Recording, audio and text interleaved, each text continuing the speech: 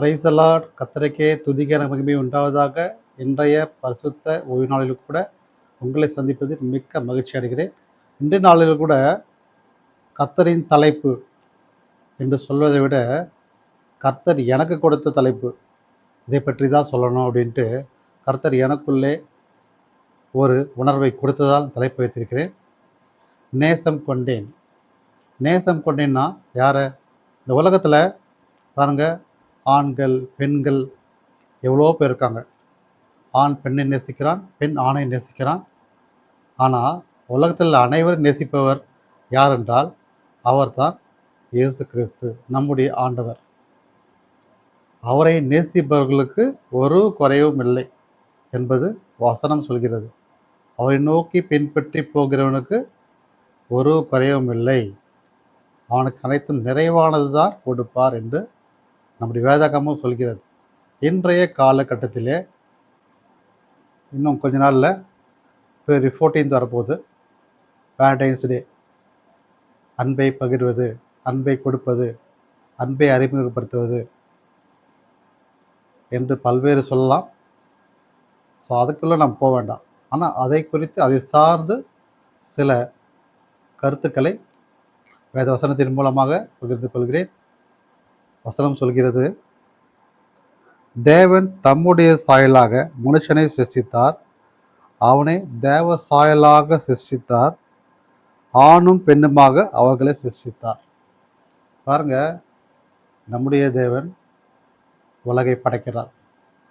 அதாவது ஆரம்பத்தில் செடி கொடி மரம் பறவைகள் விலங்குகள் ஊர்வன பரப்பன மேகங்கள் ஆகாயங்கள் வான் பரப்புக்கள் நிலா சூரியன் என்று அனைத்தையும் படைத்து இறுதியாக படைத்தது தான் மனுஷன்.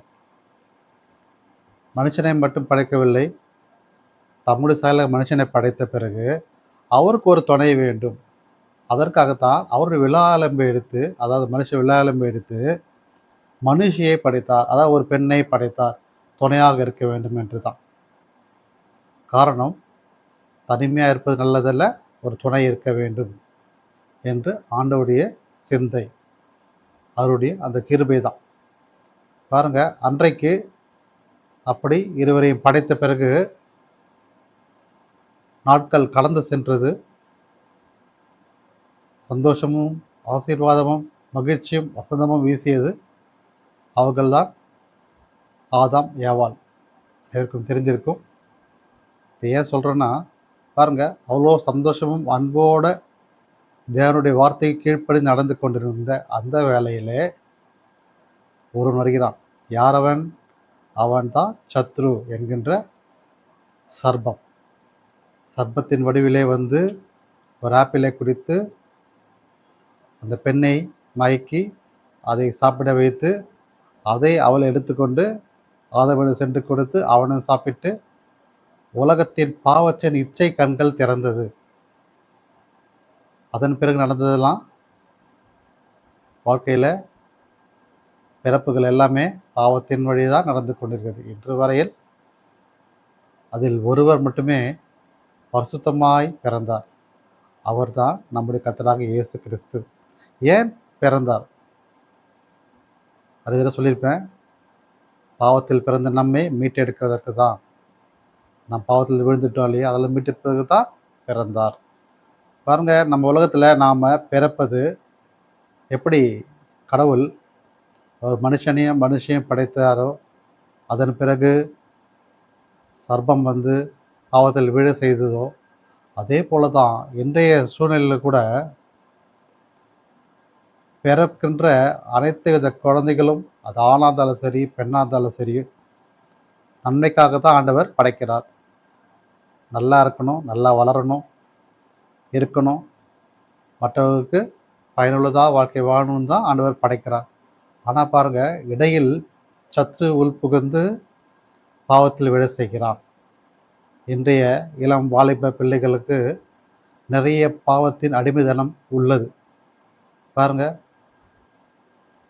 இன்றைய சூழ்நிலையில் கிறிஸ்துவ மக்களுக்கு மட்டும் இல்லை, ஹிந்து, முஸ்லிம்ஸ், அதர் கம்யூனிட்டி யாராக இருந்தாலும் சரி, இந்த லவ் என்ற ஒரு வார்த்தை தாக்கி அவர்கள் வாழ்க்கையை அழித்து கொண்டிருக்கிறது என்று கூட சொல்லலாம். லவ் என்ற வார்த்தை ஒரு அழகானது, அன்பு என்று அர்த்தம். அந்த அன்பு யாருக்கு கொடுக்க வேண்டும், எதற்காக கொடுக்க வேண்டும்? அன்பு உண்மையானது, தூய்மையானது. அந்த அன்பு முதலாவது கொடுக்க வேண்டிய இடம் சொல்லுங்க, இயேசுவிடத்தில். நீங்கள் கடவுளிடத்தில் அன்பை கொடுத்தால்தான் உங்கள் வாழ்க்கையை ஆண்டவர் நீங்கள் விரும்பியபடியே ஆண்டவர் திருப்பி கொடுப்பார். அதற்கு நாம் என்ன செய்ய வேண்டும்? மனுஷனை நீங்கள் நம்புவதை பார்க்கிலோ நீங்கள் கர்த்தரின் பேரில் பற்றுதான் இருக்கணும். நீங்கள் ஆண்டவரை முதலாவது நம்பணும். ஆனால் பாருங்கள், இதெல்லாம் நம்ம சொல்கிறோம், ஆனால் அதை விட செய்கிறோமா? நீங்கள் உங்களுடைய பிள்ளைகளுக்கு சொல்வீங்க, அது பையனாக இருந்தாலும் சரி, பொண்ணாக இருந்தாலும் சரி, இப்படி இரு அப்படி இருன்ட்டு சொல்லி கொடுத்து வளர்ப்பீங்க. ஆனால் காலப்போக்கில் அவர்கள் வாழ்ந்த சூழ்நிலைகள் அவர்களை திசை மாற்றி சென்று கொடுத்துவிடும். அவர்கள் அந்த இச்சையான பாவத்தில் விழுந்து விடுகிறார்கள். தம் மனம் என்ன சொல்கிறதோ அதை நோக்கி தான் போயிட்டுருக்காங்க, இல்லையா? நாம் சொல்வது தான் சரி, இந்த பையன் தான் எனக்கு சரியாக இருப்பான், இந்த பொண்ணு தான் எனக்கு சரியாக இருப்பான் என்று அவங்களே தீர்மானத்தை கொண்டு வந்து அவர்களை ஒரு முடிவுக்கு கொண்டு சென்று விடுகிறான். யாருன்னா சத்ரு. நீ செல்றதான் சரின்றது உள் மனசில் சென்று பேசி அதை அவர்கள் அந்த வழியில் கொண்டு சென்றுகிறான். இறுதியில் என்ன நடப்பது நிறைய பேருக்கு தெரிஞ்சிருக்கும். இன்றைய சூழ்நிலையில் பார்த்தீங்கன்னா எத்தனையோ விதமான பெண்கள் ஏமாற்றப்பட்டு கைவிடப்பட்ட பெண்களாக இருக்கிறார்கள். பெண்கள் மட்டும் சொல்லக்கூடாது, ஆண்களையும் சேர்த்து தான் ஏமாற்றப்படுகிறார்கள், இல்லையா? பெண்களால் ஆண்களும், ஆண்களால் பெண்களும். ஏன் இது நடக்கிறது? பாருங்க, பிறப்பது நன்மைக்காக, நல்லவர்களாக பிறக்கிறோம். ஆனால் வளர்கின்ற சூழ்நிலைகள் அவள் வாழ்க்கையை தடுமாற்றி கொண்டு வருகிறது. எப்படி அன்று ஆதாம் ஏவாள் ஆண்டவர் படைத்து சந்தோஷமாக ஆண்டவருக்குள் இருந்தார்களோ, இடையில் சாத்தான் உள்ளே புகுந்து அவன் சொல் பேச்சை கேட்டு நடந்த பிறகு வாழ்க்கை மாறியது, பாவத்தில் விழுந்து விட்டார்கள், இல்லையா? அதே போல தான் இன்று வரையில் பிறக்கின்ற ஒவ்வொரு குழந்தைகளும் இப்படிப்பட்ட பாவத்தில் விழுந்து பின்பு சில பேர் ஆண்டவரிடத்திலே திரும்பி வந்து மனம் திரும்பி வந்து ஏற்றுக்கொண்டு புதிய மனிதராக மாறுகிறார்கள். அது சிறப்பைத்தான் நான் சொல்வேன், எல்லாரையும் சொல்ல முடியாது. இன்றும் நிறைய பேர் வந்து சொல் பேச்சு கேளாமல் தான் இருக்காங்க. இதை பார்த்து கொண்டிருக்கிற அநேக வாலிப பெண்களும் ஆண்களும் நீங்கள் ஒரு சமயம் சிந்தித்து பாருங்கள், நாம் செய்கின்ற செயல்கள்லாம் சரியாக இருக்கிறதா? அது கர்த்தருக்கு உகந்ததாக இருக்கிறதா? அல்லது பெற்றோருக்கு பிடித்தமாக இருக்கிறதா என்று சிந்தித்து பார்க்க வேண்டும். ஒரு விஷயம் இது வேணும்னா அது வேணும், இது கிடைச்சே ஆகணும் அப்படின்னு நமக்கு தீர்மானமாக இருக்கீங்க. ஆனால் அது சரியானதா, வாழ்க்கைக்கு தேவையானதா என்பதை குறித்து நீங்கள் தீர்மானிப்பதில்லை. ஆனால் ஆண்டவர் நீங்கள் பிறப்பதற்கு முன்பதாகவே உனக்கு என்ன செய்யணும், எப்படி செய்யணும், நீ எப்படிலாம் இருக்கணும் அப்படி என்று ஆண்டவர் ஒரு பிளான் பண்ணி வச்சுருக்காரு. அது அவருக்கு தெரியும். அதன் வழி தான் உங்களை கொண்டு போவார். அது வழி நீங்கள் போயிட்டுருப்பீங்க. காலப்போக்கில் பார்த்தீங்கன்னா இடையில் ஆண்டவர் இடத்துல கொஞ்சம் விலகி நீங்கள் போயிட்டீங்கன்னா போதும், ஒரு சின்ன கேப் விட்டிங்கன்னா போதும், சாத்தான உள்ளே வந்து உங்களை திசை மாற்றி, உங்களை மனம் மாற்றி பாவத்தில் விழ செய்வான். அப்போது நீங்கள் எடுக்கிற முடிவு தான் சரியானது என்பது நீங்கள் எடுத்து அதன்படி நடப்பீர்கள். இறுதியில் நடக்குது எல்லாமே உங்களுக்கு தெரிஞ்சிருக்கும், அனுபவப்பட்டிருப்பீர்கள். என்ன? அவமானம், பிரச்சனைகள், போராட்டங்கள், தனிமைப்படுத்துதல், கவலை, கண்ணீர், கஷ்டம், டிப்ரெஷன் எல்லாமே வந்துட்டுருக்கும். இது இளம் பிள்ளைகளுக்கு மட்டும் சொல்லலை, ஒவ்வொருவருக்குமா சொல்கிறேன். நம்முடைய வாழ்க்கையிலே நீங்கள் அநேகரை நம்புறீர்கள். அநேகர்னா மனுஷனை மட்டுமே நம்பி வாழ்க்கையை நடத்தி கொண்டிருக்கிறீர்கள், இல்லையா? ஏதாவது ஒரு விஷயம் நடக்கணும்னா இவன் சொன்னால் தான் சரியாக இருக்கும், அவன் பண்ணால் தான் சரியாக இருக்கும்ன்று நம்ம அவங்களை நம்பி தான் போயிட்டுருக்கோம். அதற்கு முன்பதாக நீங்கள் ஆண்டவரை தேடி எப்போவாது வந்திருக்கீங்களா? முதல்ல ஆண்டவரத்தில் நம்ம கேட்டிருக்கோமா? இந்த விஷயம் நான் செய்ய போகிறேன், இது செய்வது சரியானதாக இருக்குமா? நீங்கள் எப்போதாவது கேட்டிருக்கீங்களா? அப்படி கேட்டு செய்பவர்களுக்கு அனைத்துமே ஆண்டவர் சொல்கின்ற பதில் ஒன்று உள்ளது. அதாவது அவருடைய சித்தம் என்ன என்பதை ஆண்டவர் பதிலை சொல்வா. அந்த பதில் எப்படி கிடைக்கும்? நீங்கள் யோசிப்பீங்க, எப்படி ஆண்டவர் நம்மகிட்ட பேசுவாருன்ட்டு. பாருங்க, ஒரு மனிதரிடம் பேசுவது அது நம்முடைய கர்த்தராகிய இயேசு கிறிஸ்துவால் மட்டுமே முடியும். அது எப்படி? அதுக்கு தான் ஒரு லிங்க் இருக்குது. அந்த லிங்க் என்ன தெரியுமா? இந்த பரிசுத்த வேதாகமம் தான். இந்த வேதாகமம் தான் உங்கள்கிட்ட பேசும். நீங்கள் விஷயம் கேட்குறீங்க, எனக்கு யார் பதில் சொல்வா? நான் கேட்டால் யாருக்கு பதில் சொல்வா? யார் எனக்கு சரியான வழி காட்டுவா? நான் வசனம் சொல்லுகிறது, என்னை நோக்கி கூப்பிடு, நான் உனக்கு உத்தர அருளை செய்து நீ அறியாததும் எட்டாததுமான பெரிய காரியங்களை உனக்கு அறிவிப்பேன் என்று சொல்கிறார். நீங்கள் கூப்பிடுமா, நான் வரேன், உனக்காக நான் இருப்பேன், உனக்காக மென்மையானதை செய்வேன், பெரிய காரியங்களை உனக்கு செய்வேன் என்று ஆண்டவர் சொல்கிறார். எத்தனை பேர் இப்படிப்பட்ட வார்த்தைகளை கேள்விப்பட்டிருப்பீங்க? நீங்கள் மனுஷன் நம்பி தேடி போகிறீங்க, இதெல்லாம் நம்ம எனக்கு வேணும், இதெல்லாம் செய்வீங்களான்னு பார்க்கலாம், முயற்சி பண்ணுவோம், செய்யலாம், அப்படி தான் சொல்லுவாங்க. கண்டிப்பாக முடியும், என்னால் முடியும் என்று சொல்லுவானா? சொல்ல மாட்டாங்க. ஆனால் நீங்கள் தேவனிடத்தில் வந்து ஜெபத்தோடு நீங்கள் கேட்கும் போதோ, விசுவாசத்தோடு நீங்கள் கேட்கும் போதோ, ஒரு உண்மையான தேவ பக்தியோட நீதிமான்கள் என்று நீங்கள் கேட்கும் போதோ, ஆண்டவர் மறு உத்தரவு வரல செய்வார். ஆபத்து காலத்தில் என்னை நோக்கி கூப்பிடு என்று அவர்கள் சொல்கிறார் இல்லையா? ஏதாவது ஆபத்தான சுச்சுவேஷன் இருக்குது வச்சுங்களேன், யாராவது வருவாங்களா? ஆபத்துனா என்ன சொல்கிறது? அதாவது நடுக்கடலில் நின்று என்னை காப்பாற்றுக்குன்னு சொல்கிற விஷயம் இல்லை.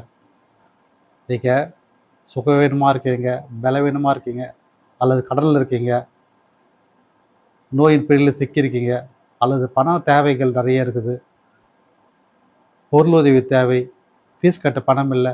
இந்த சுச்சுவேஷன்லாம் நீங்கள் மனுஷனை தேடி போவோம். சில சமயம் உதவி கிடைக்கும், சில சமயம் உதவி கிடைக்காது.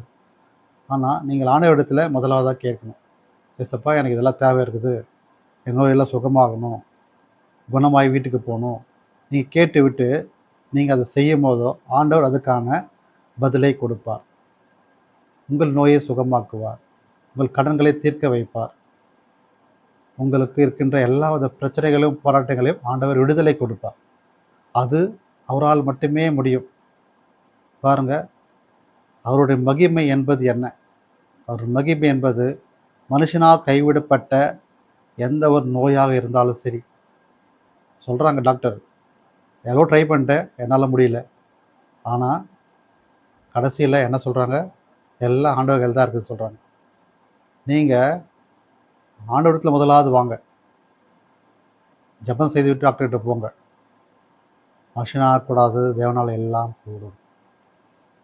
அப்போது உங்கள் நோய்கள் சுகமாகும். அநேகர் ஜெபிக்கலாம், ஆனால் பாதிக்கப்பட்ட நீங்கள் ஜெபிக்க வேண்டும். நீங்கள் விசுவாசிக்க வேண்டும். நீங்கள் அவரோடு மகிமையாக இருக்கும் போதோ தேவனுடைய மகிமையில் உங்கள் வெளிப்படும். வசனம் சொல்கிறது, என்னை விசுவாசிக்கிறவர் மரித்தாலும் பிழைப்பான் என்று வசனம் சொல்கிறது.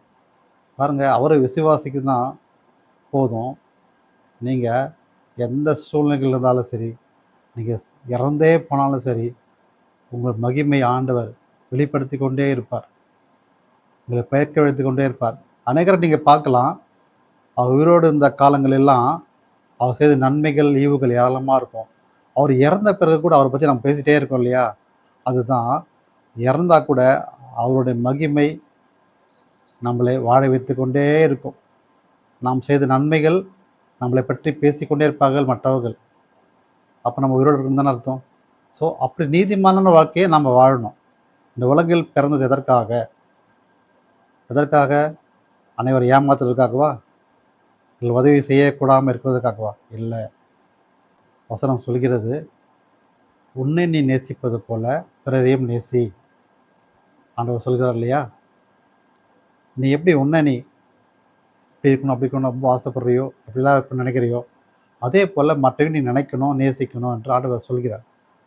ஸோ உங்கள் வாழ்க்கையில் நீங்கள் மற்றவர்கள் அதிகமாக நேசிக்கணும், மற்றவர்கள் அதிகமாக ஜெபிக்கணும். அப்படி நீங்கள் ஜெபிக்கும் போதோ உங்கள் தேவைகளை ஆண்டவர் சந்திப்பார். பாருங்கள், இந்த இளம் வாலிப பிள்ளைகள் இன்றைய சூழ்நிலைகளை இத்தகையான விஷயங்கள்லாம் அனைவருக்கும் தெரிஞ்சிருக்காது. அவங்க செய்வது சரி என்று வாழ்ந்ததுக்காக, இல்லையா? ஒரு சின்ன ஸ்டோரி சொல்கிறேன். ஒரு இளம் வாலிப மகளும் வாலிபனும் விரும்புகிறார்கள். சில சுச்சுவேஷனில் அவர்கள் அந்த அன்பு பிரிய என்கிறது. அதாவது உங்க சொல்லணும்னா அந்த லவ் வந்து பிரேக்கப் ஆகுது. ஆனாலும்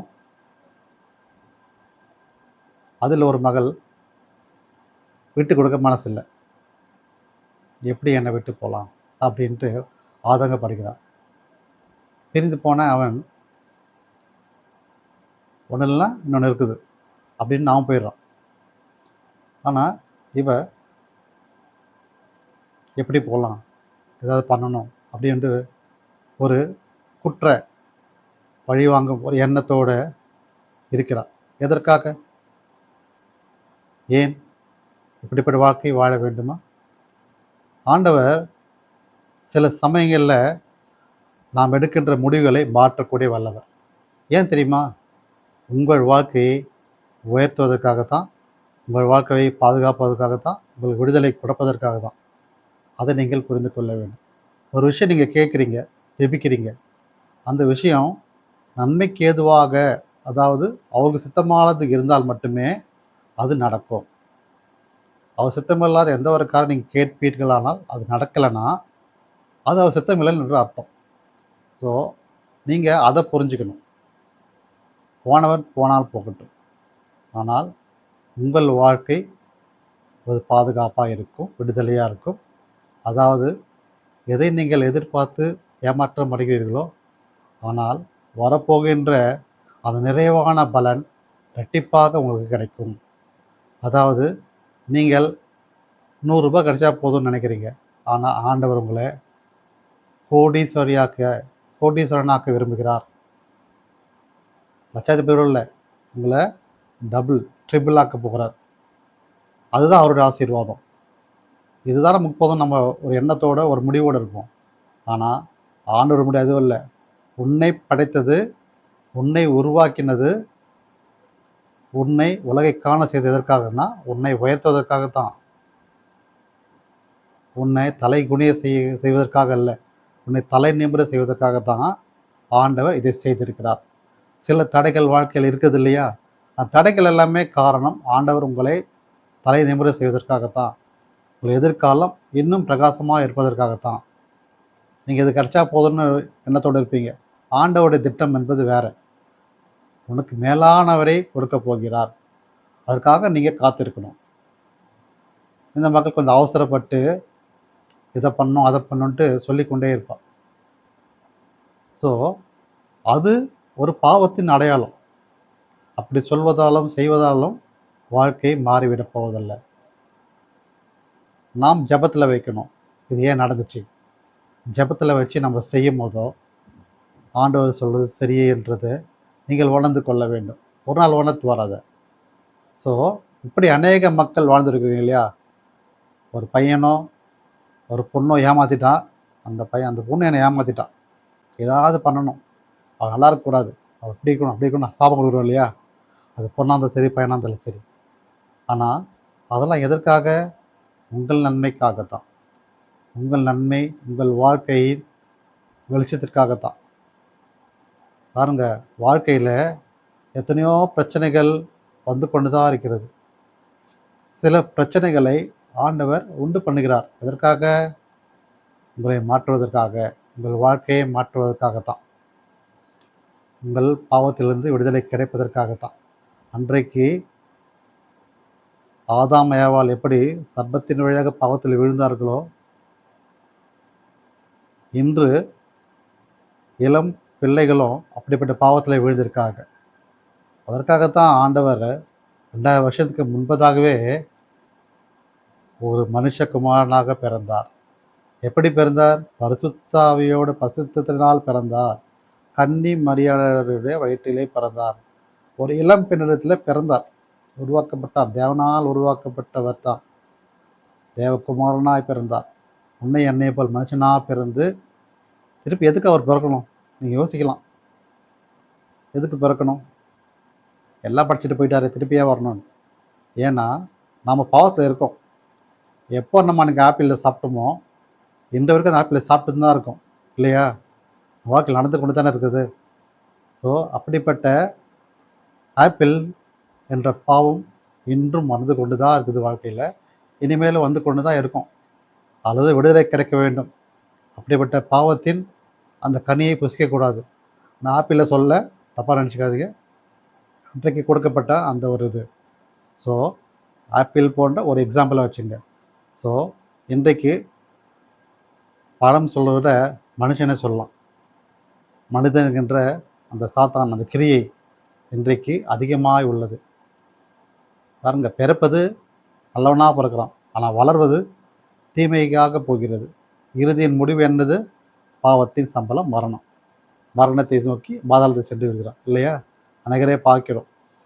இந்த குடி, போதை, அப்புறம் போதை ஊசி, தவறானவைகள், இச்சையானவைகள், ஏமாற்றுவது, கொலை செய்வது, குற்றம் சொல்வது, புறம் பேசுவது, இது எல்லாமே ஒரு பாவத்தின் அடையாளம் தான். இதெல்லாம் நம்ம செய்து கொண்டிருக்கிறோம் இல்லையா? ஸோ இதெல்லாமே ஒரு ஆப்பிளை சாப்பிட்ட மாதிரி தான். சாத்தான் வந்து கொடுத்துட்டு போகிற மாதிரி தான். இதெல்லாம் கொடுத்துட்டு போகிறான், நம்ம பாவத்தில் விழுந்திருக்கிறோம். அது வந்து தூக்கி எடுப்பதற்காக தான் ஆண்டவர் மீண்டும் பிறந்தார். திரும்பவும் அவர் அநேகருக்கு ஆசீர்வாதமாக இருந்தார். அநேக நல்வார்த்தைகளை சொன்னார். அந்த நல்வார்த்தைகளாக இன்றைக்கு நம்ம பேசி கொண்டிருக்கிறோம். இந்த நல்வார்த்தை என்ற புத்தகம், இந்த பைபிள் இருக்கிற வரைக்கும் நம்ம வாழ்க்கை என்றும் தாழ்ந்து விடாது. யார் கையிலெல்லாம் இந்த பைபிள் இருக்குதோ அவர்களெல்லாம் வாழ்க்கையிலே உயர்ந்த இடத்தில் அடைவார்கள். இதை நான் சொல்ல, வசனம் சொல்லுகிறது. எப்படி வசனம் சொல்லியிருக்கியா? என்னை விசுவாசிக்கிறேன், மரித்தாலும் பழைப்பான். நீங்கள் மறித்து போனாலும் சரி, இந்த வசனத்தோட நீதிமான்களாக இருக்கும் போதோ நீங்கள் பாக்கியவான்களாக இருப்பீங்க. நீங்கள் இறந்து போனாலும் சரி, உங்களுடைய நற்கிரியைகள் பேசிக்கொண்டே இருக்கும். அப்படிப்பட்ட நீதிமான்களாக நீங்கள் இருக்கணும். ஒவ்வொரு கிறிஸ்துவ அடையாளமும் அதுதான். நீங்கள் நீதிமானாக இருக்கணும். அந்த நீதிமானாக இருக்கணும். என்ன பண்ணணும்? இயேசு வழியில் நடக்கணும். சின்ன பிள்ளைங்களுக்கு மட்டும் இல்லை, எல்லாருக்குமே. ஏன் இப்போ வந்து யங்ஸ்டர்ஸ் பற்றி பேசுகிறோன்னா, இன்றைய இளம் தலைமுறைகள்லாம் பார்த்திங்கன்னா பாவத்தில் ஈஸியாக போய் விழுந்துடுறாங்க, ஈஸியாக ஏமாற்றப்படுகிறார்கள். சாத்தான் வந்து அந்த ஆப்பிளில் கொடுத்துட்றோம் இல்லையா? அதாவது இப்போ மனுஷ ரூபத்தில் வந்து இதுதான் சரி என்று அதன்படி செய்கிறார்கள். ஸோ மீண்டும் ஒரு முறை நம்முடைய கர்த்தராகிய இயேசு கிறிஸ்து பிறந்து வந்து மீண்டும் நம்ம ரட்சிப்பை கொண்டு வர வேண்டும் இல்லையா? வேணுமா? அவர் வர்றதை விட இன்னொரு விஷயம் சொல்கிறேன், இன்னும் ஈஸியானது. அவர் வருகை உள்ளது தான், ஆனால் அதற்கு முன்பதாகவே நீங்கள் ரட்சிக்கப்பட வேணும் இல்லையா? அதுக்கு என்ன செய்யணும்? ஜெபிக்கணும். சரியா? ஜெபிச்சா மட்டும் போதுமா? இந்த வேதத்தை வாசிக்கணும், வேதத்தின்படி நடக்கணும். அதுதான் முதல் இம்பார்ட்டன்ட். ஜெபித்தால் மட்டும் பத்தாது, அது லாஸ்ட்டு. முதலாவது வேதத்தை வாசிக்கணும், வசனம் என்ன சொல்கிறது, ஆண்டவர் என்ன சொல்லியிருக்கார், அப்படி வாழ்க்கையில் நடக்க முயற்சி எடுக்க வேண்டும். அப்படி நடக்க முயற்சி எடுத்து அதைப்படி செய்து நம்ம ஜெபத்தில் ஆண்டவரிடத்தில் விசுவாசத்தோடு இருக்கும் போதோ உங்கள் தலைகள் உயர்த்தப்படும். நீங்கள் சில சமயங்களில் தோல்வியில் இருந்தாலும் சரி, உங்கள் முடிவு வெற்றியாக மாறும். உங்கள் துவக்கம் அற்பமாக இருந்தாலும் உங்கள் முடிவு சம்பூர்ணமாக இருக்கும் என்று கர்த்தர் சொல்கிறார். உங்களுக்கு ஆரம்பத்தில் நிறைய பிரச்சனைகள், போராட்டங்கள் இருக்கலாம். ஆனால் அந்த பிரச்சனைகள், போராட்டங்கள்லாம் ஒரு நாள் அது ஆசீர்வாதமாக மாறும், சம்பூர்ணமாக மாறும். மாற்று முறையான இயேசு கிறிஸ்து. அதுக்கு நீங்கள் செய்ய வேண்டியது நீதிமான்களாக இருப்பது தான். நீதிமான்னா யார்? இயேசு வழி நடப்பவர் தான். சொல்லியிருக்கார் இல்லையா? அவங்க நீங்கள் அனுதினமும் வேதத்தை வாசிக்க வேண்டும். இளம் தலைமுறை, இளம் தலைமுறை வேதத்தை வாசிப்பது ரொம்ப ரொம்ப ரொம்ப ரொம்ப முக்கியம். வேதத்தை வாசித்து அதுமாதிரி நடக்க வேண்டும். அதுதான் ரொம்ப இம்பார்ட்டண்ட். என்னால் முடியல, அதை ஃபாலோ பண்ண முடியல, நிறைய வேலை இருக்குது, நிறைய சொல்கிறீங்க, நீங்கள் சொல்கிறது கேட்குது. ஆனால் அதற்கான ஒவ்வொரு ஸ்டெப்பாக நீங்கள் எடுக்கணும். நீங்கள் ஒவ்வொரு ஸ்டெப்பாக எடுத்து செய்யும் போதோ அது காலப்போக்கில் அது பழகுவீங்க. எவ்வளோ கஷ்டமான விஷயங்கள்லாம் போக போக பழகி அதை செய்கிறீங்க இல்லையா? ஆஃபீஸ் பண்ணால் கூட கஷ்டமான எந்த ஒரு விஷயமா இருந்தாலும் ஆரம்பத்தில் கஷ்டமாக இருந்தாலும் என்று பழகி கொண்டு அதை செஞ்சு தான் ஆகணும்னு சொல்லி எல்லாம் சம்பளம் கிடைக்காது. சொல்கிறாங்க எல்லா ஆஃபீஸில் ஒரு வேலையை கொடுத்தா இது ஃபுல்லாக செஞ்சால் தான் செஞ்சு முடிக்கணும், இந்த அச்சீவ்மெண்ட் பண்ணி முடிக்கணும்னு சொல்கிறாங்க இல்லையா? ஸ்கூல் போனால் கூட இந்த ஹோம்ஒர்க் பண்ணி முடிக்கணும் சொல்கிறாங்க இல்லையா? அப்படி இருக்கும்போதோ நீங்கள் ஆண்டவர் சொன்ன வார்த்தைகளை ஏன் பின்பற்றக்கூடாது? ஏன் நடக்கக்கூடாது? ஈஸி தானே. என்ன சொல்கிறாரு? எழுத சொல்கிறாரா? ஒன்றும் கிடையாது. உண்மையாக இருக்க சொல்கிறாரு, உத்தமனாக இருக்க சொல்கிறாரு, நீதிமானாக இருக்க சொல்கிறாரு, அவரோடு இருக்க சொல்கிறாரு, அவருக்குள் ஐக்கியமாக இருக்க சொல்கிறாரு, அவர் வழியில் நடக்க சொல்கிறார். அவ்வளோதான். அது உங்களால் முடியும். எல்லா பாவத்தையும் நீங்கள் எடுத்து போட்டு நன்மையினாலே அவர் ஈவை நீங்கள் பெற்றுக்கொள்ளலாம், அவர் கிருபையை நீங்கள் பெற்றுக்கொள்ளலாம். தினமும் பைபிள் வாசிங்க, ஜெபிங்க, அது ரொம்ப முக்கியம். பைபிள் அழுக்காக இருந்துச்சுன்னா என்ன சொல்வீங்க? தொடவே இல்லைன்னு நினைக்கிறீங்க இல்லையா? ஆனால் அது இல்லை. யார்கிட்ட பைபிள் ரொம்ப அழுக்காக இருக்கோ அவங்கள உள்ளம் பரிசுத்தமாக இருக்குதுன்னு அர்த்தம். அதே சமயத்தில் ஒரு வீட்டில் பைபிள் இருக்குது, அது சுத்தமாக இருக்குது, அப்படி இருந்தால் அவன் உள்ளம் அழுக்காக இருக்கிறது என்ற அர்த்தம். ஏன்டா அப்படி சொல்கிறேன், சரி ஞானி மாதிரி பேசுகிறேன்னு நினைக்கிறீங்க? அது இல்லை. நீங்கள் பைபிள் எடுத்து வாசிக்க வாசிக்க அது அழுக்காக தான் உங்கள் உள்ளம் தூய்மையாக மாறும். தூய்மையாக மாறுவோம், நீங்கள் நீதிமான்களாக இருப்பீர்கள், உங்கள் வாழ்க்கை வெளிச்சமாக இருக்கும். அதே சமயத்தில் தொடாத பைபிள், படிக்காத பைபிள் எப்படி இருக்கும்? சுத்தமாக இருக்கும். அப்போனா என்ன? சாத்தான் உள்ளே இருக்கான், நம்ம அசுத்தத்தில் இருக்கிறோம், நம்முடைய உள்ளம் அசுத்தமாக இருக்குது இல்லையா? நம்ம கர்த்தர் வழியில் இல்லை. ஸோ நிறைய பேர் வீட்டில் பைபிள் இருக்கும், பாருங்கள் எடுத்து அது நீட்டாக இருக்குதா இல்லை கொஞ்சம் அழுக்காக இருக்குதான்னு பாருங்கள். சப்போஸ் நீட்டாக இருந்தால் அதை கொஞ்சம் அழுக்காக்குங்க. இதில் உங்கள் அழுக்கை எடுத்து போடுவதற்காக அந்த பைபிளை எடுத்து கொஞ்சம் அழுக்காக்குறது தப்பே இல்லை. ஸோ இன்னும் நீட்டாக வச்சுருக்காதீங்க, எடுத்து அதை படிங்க. உங்கள் வாழ்க்கையை அழுக்கை எடுத்து போட்டு அழகான ஒரு ஒளியான வாழ்க்கையை நீங்கள் கொண்டு வர இந்த வசனம், இந்த பைபிள் உள்ளது. இந்த பைபிள் நீங்கள் எடுத்து படிக்கும்போதோ உங்கள் உள்ளம் தூய்மையாக மாறும். காரணம், இயேசு கிறிஸ்துவின் வசனம் உங்களை தூய்மையாக மாற்றும். பழையெல்லாம் எடுத்து போட்டு எல்லாமே புதிதாக மாற்றுவது இயேசுவின் வார்த்தைகள் தான். இளம் பிள்ளைகளுக்கு, இளம் வாலிப பிள்ளைகள், ஆணும் சரி பெண்ணும் சரி யாராக இருந்தாலும் நீங்கள் எடுக்கின்ற எந்த ஒரு முடிவாக இருந்தாலும் ஒரு சமயம் திங்க் பண்ணி பாருங்கள், நான் செய்வது சரியா என்று ஆண்டவரிடத்தில் சென்று முறையிடுங்க. அவர்கிட்ட சென்று கேளுங்க, ஏசப்பா நான் இந்த முடிவு எடுத்திருக்கேன், இது சரியா தப்பா? அவருக்கு விஷயம் பிடித்த மாதிரி இருந்தால், அவருக்கு சித்தமாக இருந்தால் அந்த காரியம் நடக்கும். இல்லை அவருக்கு சித்தம் இல்லாமல் இருந்தால் அந்த காரியம் தடைப்படும். சில சமயம் தடைப்பட்டு இருக்கும். அந்த தடைகளை இருக்குமானால் ஆண்டவர் சித்தம் அது இல்லை என்று நீங்கள் புரிந்து கொள்ள வேண்டும். அல்லது அவசரப்படாமல் நிதானமாக யோசித்து முடிவெடுக்க வேண்டும். சில சமயங்களில் ஆண்டவர் தலைகள் போட்டிருக்காருன்னா நம்மளை தாமதப்படுத்தி கொண்டிருப்பார். தாமதத்துக்கு தான் உன்னை தயார்படுத்துவதற்கு, உன்னை அதற்கேற்ற மாதிரி உன்னை தயார்படுத்தி கொள்வதற்காக தான் ஆண்டவர் சில சமயங்கள் தாமதப்படுத்துகிறார். உங்களை தகுதிப்படுத்தணும் இல்லையா? ஏற்கனவே சொல்லியிருப்பேன், ஸ்கூலுக்கு போனாலும் எல்கேஜிலேருந்து +2 முடிச்சு டிகிரி முடித்தா தான் நமக்கு சம்பளம் வாங்க முடியும் இல்லையா? எடுத்தவுடனே பிறந்தவுடனே நம்ம சம்பளம் வாங்குறதில்ல, வேலைக்கு போக முடியுமா? எவனும் தரமாட்டான். அதுபோல் தான் நம்ம வாழ்க்கையில் எடுக்கின்ற எந்த ஒரு முடிவாக இருந்தாலும் ஆரம்பத்திலேருந்து அதை சரியாக செய்ய வேண்டும். முதலாவதாக சொல்லணும்னா வசனம் சொல்கிறது, உன் தாயும் தகப்பனையும் கனம் பண்ண, நேசி, அவருக்கு எல்லாம் செய்யுண்டு. நீங்கள் எந்த முடிவெடுத்தாலும் உங்கள் அப்பா அம்மாவுக்கு சரியாக இருக்கிறதா என்று கேட்டு முடிவு எடுக்க வேண்டும். அதுதான் ரொம்ப முக்கியம்.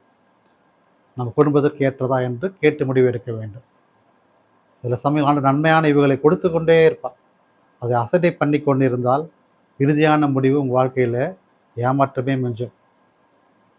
எத்தனை விதமான சுச்சுவேஷனில் இன்றைக்கு இளம் தலைமுறைகள் எத்தனையோ ஆப்பர்ச்சுனிட்டி வந்து கொண்டே இருக்கும், அதெல்லாம் வந்து ரிஜெக்ட் பண்ணிட்டே இருப்பாங்க. இது எனக்கு தேவையில்லை, இது எனக்கு தேவையில்லை, இது தேவையில்லைன்னு சொல்லிட்டு போயிட்டே இருப்பாங்க. ஆனால் நம்ம எண்ணங்கள்லாம் வேறு மாதிரி இருக்குது. ஆனால் அதையும் தாண்டி ஆண்டவர் சில விஷயங்களை கொடுத்து கொண்டே இருக்காருன்னா, நீ இந்த வழியில் போகணுன்ட்டு தான். அதாவது நன்மையான இவை தேடி போகணுன்ட்டு தான். அதை உதாசீனப்படுத்தி நீங்கள் செல்வீர்களானால் உங்கள் வாழ்க்கை ஒரு கொஷின் மார்க். பாவத்திலிருந்து வெளியே வாங்க, விசுவாசத்தில் ஐக்கியப்படுங்க, ஆண்டவரிடத்தில் வாங்க. உங்கள் வாழ்க்கையை ஆண்டவர் கையில் ஒப்பு கொடுங்க. யார் உங்களை ஏமாற்றினாலும் சரி, நீங்கள் 10 வருஷம் லவ் பண்ணியிருக்கலாம், 5 வருஷம் லவ் பண்ணியிருக்கலாம், அல்லது நமக்கு யாருமே கிடைக்கலையேன்னு கூட நினச்சிட்டு இருக்கலாம். இருக்கீங்க இல்லையா? லவ் பண்ணுறவங்க, லவ் பண்ணாதவங்க இருக்கீங்க இல்லையா? எல்லாத்துக்குமே ஆண்டவர் ஒரு முடிவு வைத்திருக்கிறார். அது அவருடைய சித்தம்படி. அவர் சித்தம் என்னவோ அதுதான் நடக்கும். ஆண்டவர் இடத்துல வந்து நீங்கள் ஜெபிச்சாலே போதும், அவர் சரியான வழி காட்டுவார். உங்களுக்கு சித்தம் இருந்தால் அதை அவர் செய்து முடிப்பார். சித்தம் இல்லைன்னா அது தடை தான் போடுவார். நீங்கள் தான் விட்டு விலகி வரணும். ஸோ உங்கள் வாழ்க்கையில் நீங்கள் நேசிக்க வேண்டியது ஒருத்தர் தான். அவர் தான் நம்ம கர்த்தராக இயேசு கிறிஸ்து. நம்மளுடைய வாழ்க்கையில், அதாவது இப்போ வந்து இளம் தலைமைக்கு சொன்னேன், கல்யாணம் ஆனவங்களுக்கு எப்படி இருக்கணும்னா அதே தான். கணவன் மனைவியின் அன்பு, மனைவி கணவன் அன்பு தவிர முதலாவதாக இயேசுவிற்கு அன்பு செலுத்துங்க. நம்முடைய ஃபர்ஸ்ட் லவர் யாருன்னா ஜீசஸ் கிரைஸ்ட் தான். இனிமேல் உங்கள் வாழ்க்கையில் மனுஷன் உங்களுக்கு லவர் கிடையாது, மனுஷன் உங்களுக்கு லவர் கிடையாது. நீங்கள் முதலாவதாக லவ் பண்ண வேண்டிய ஒரு ஆள்னா அதுதான் ஜீசஸ் கிரைஸ்ட். அவரை நீங்கள் நேசிங்க. அவரை நீங்கள் லவ் பண்ண உங்கள் வாழ்க்கை பிரைட் ஆகிட்டே இருக்கும். தேவன் ஒளியாக இருக்கிறார். அந்த ஒளியிலே இருளே கிடையாது. வசனம் சொல்கிறது இல்லையா? ஒன்றும் இல்லை, ஒரு சின்ன எக்ஸ்பெரிமெண்ட் பண்ணி பாருங்கள். ஒரு மெழுகுவர்த்தி ஏற்றுங்க இருட்டில். அந்த மெழுகுவர்த்தி ஏற்றி நின்று பாருங்கள். அந்த கேண்டலோட நிழல் தெரியும், ஆனால் அந்த எரிகிற நெருப்போட நிழல் தெரியாது. ஏன் நிழல் தெரியாது? நிழல் வந்து ஒரு இருட்டு இல்லையா? ஏன் தெரியுமா? அந்த ஒளி இருக்கும்போது இருளுக்கு அங்கே இடமே கிடையாது. தேவன் ஒளியாக இருக்கிறார். எவ்வளவு வேணும் இருள் இல்லை இல்லையா? ஸோ நீங்கள் அந்த எக்ஸ்பெரிமெண்ட் பண்ணி பாருங்கள். அந்த நெருப்பில் நிழல் இருக்காது. அப்படிப்பட்ட நம்முடைய தேவன்.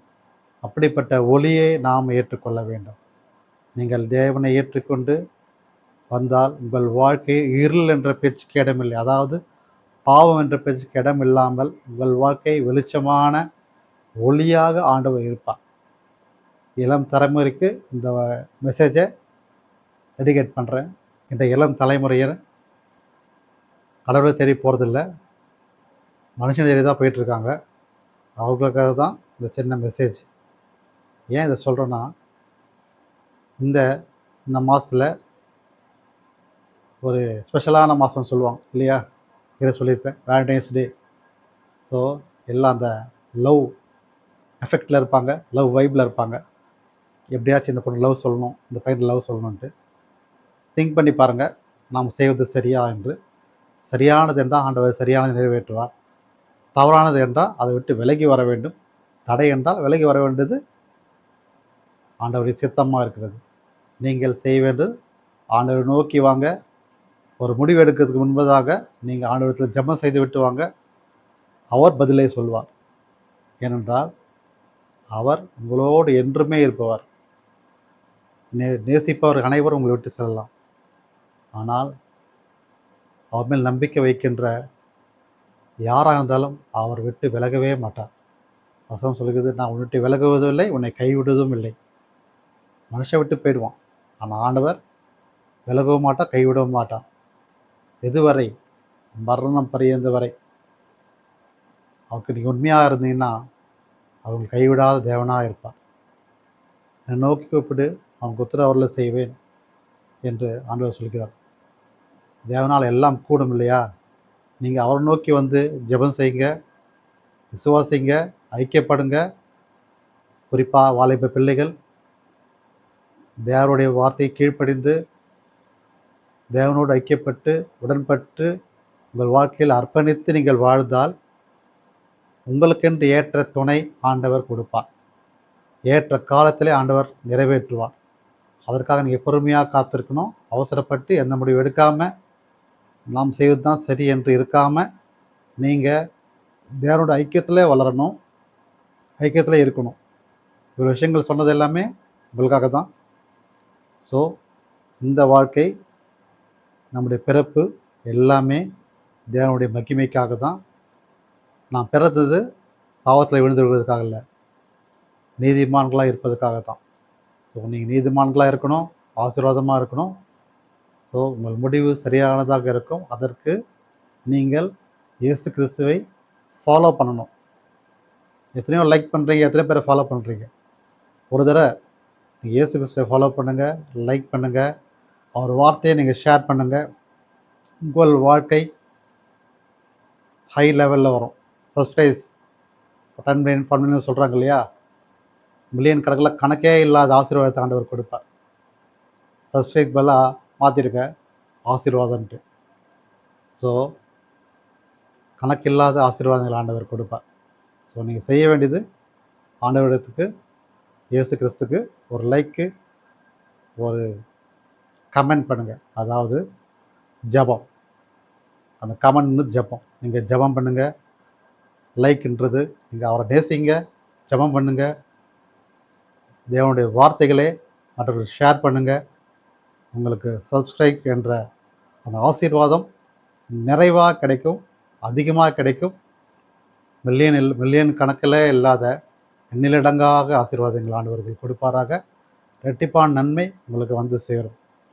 மீண்டும் உங்களை சந்திக்கும் வரை உங்கள் அன்புள்ள தேவனுடைய அடியேன். நீங்கள் இன்னும் சந்தோஷமாகவும் சந்தமானத்தோடு உங்கள் வாழ்க்கையை தீர்மானித்து வாழுங்க. எல்லாம் தலைமுறைக்கு என்னோடய சின்ன அட்வைஸ். மீண்டும் சந்திப்போம். கிறிஸ்துக்கே மகிமை உண்டாவதாக. ஆமென். ஜெபம் செய்வோமா? ஸ்தோத்திரம் கர்த்தாவே, இதோ இந்த புதிய நாளுக்காக நன்றி துதிக்கிறோம் கர்த்தாவே. சாமி, நாங்கள் உம்மை நேசிக்கின்ற மக்களாய் வாழ வேண்டும் என்பதே எங்கள் விருப்பமாக இருக்குது கர்த்தாவே. சாமி, நாங்கள் நேசிப்பது உண்மைத்தான் கர்த்தாவே. ஆனால் இன்றைய சூழ்நிலையில கர்த்தாவே, எத்தனையோ இளம் தலைமுறைகள் மனுஷனை நேசித்து, மனுஷனை பின்தொடர்ந்து, பாவத்தில் விழுந்து, ஏமாற்றப்பட்டு, சோதிக்கப்பட்டு, போராட்டத்தில் அனுபவிக்கப்பட்டு, எத்தனையோ பாவத்தில் விழுந்து கர்த்தாவே, மீள முடியாமல் தவித்துக் கொண்டு கர்த்தாவே, நீ விடுதலை கொடுப்பீர் என்று விசுவாசிங்க கர்த்தாவே. அது ஆணாக இருந்தாலும் சரி, பெண்ணாக இருந்தாலும் சரி, அவர்கள் விடுதலை கொடுப்பீராக சாமி. அவர்கள் எடுக்கின்ற எந்த ஒரு முடிவாக இருந்தாலும் நீர் உடன்பட்டு கர்த்தாவே, இடைப்பட்டு கர்த்தாவே, அவரை பாவத்தில் மீட்டு எடுக்க முடியாது ஜெபிக்கிற கர்த்தாவே. நீர் அவர்கள் ஆசீர்வதிங்க, அவரை பலப்படுத்துங்க, நல் வழி காட்டுவீராக விசுவாசிங்க கர்த்தாவே.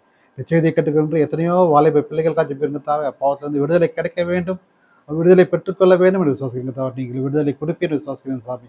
அவன் நாங்கள் நேசிப்பது உங்களை மட்டுமே என்று நாங்கள் விசுவாசத்தோடு ஏற்றுக்கொள்கிற கர்த்தாவே.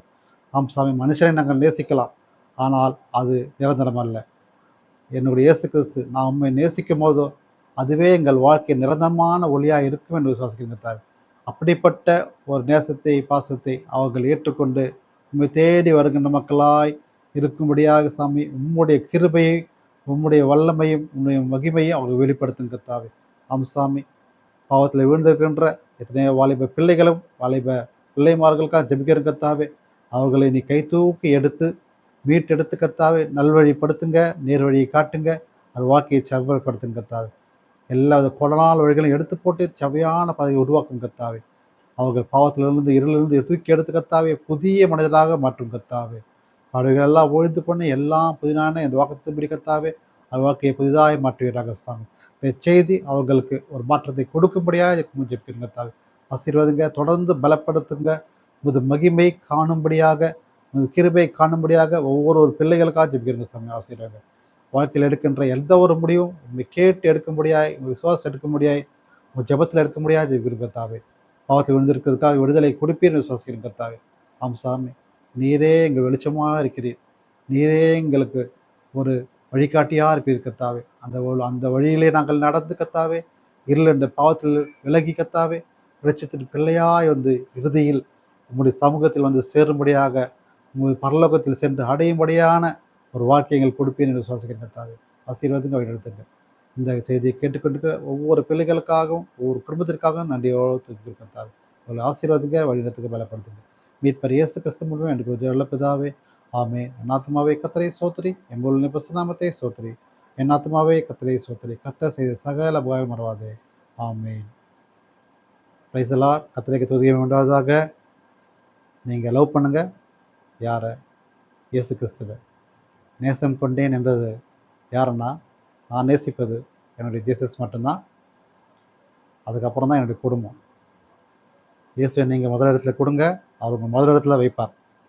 நேசம் கொள்ளுங்க, இயேசு கிறிஸ்துவை மட்டுமே. ஆமென்.